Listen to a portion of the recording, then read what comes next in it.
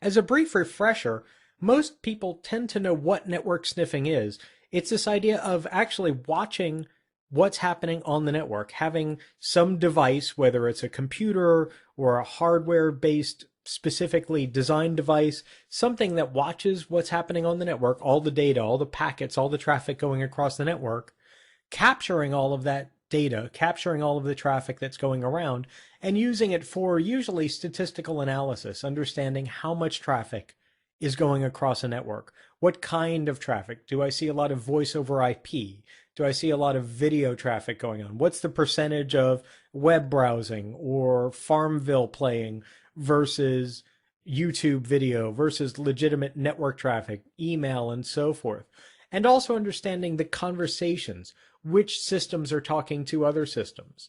This is actually really great for capacity planners, for network managers, for system administrators. Perhaps doing some of this network sniffing will reveal that these two systems replicate a lot of data back and forth, but they're actually connected to two separate segments of the network. Network sniffing is what enables them to identify that traffic and identify maybe a more optimal solution, like moving them to the same segment or adding an adapter to both of them that are hardwired to each other. All kinds of interesting positives can come from watching what's happening on the network and actually analyzing it.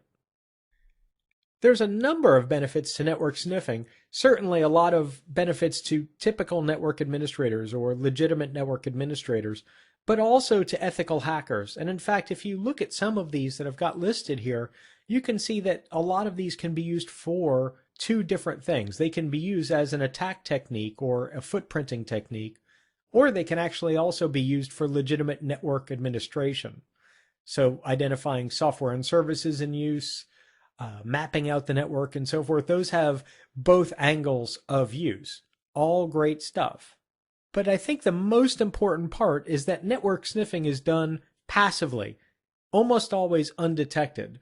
What's happening is that we're just really quietly attaching something to the network, software, hardware, combination of, and actually using that to capture the traffic. We're not trying during the sniffing phase to change traffic, to block traffic, to intercept traffic in some way. We just want to watch what's going on. Remember that earlier phases, we are enumerating and footprinting a network and doing some recon work. This is an amazing tool for recon, but then we can actually also use this tool later on for an active attack. And I'll show you both during this video.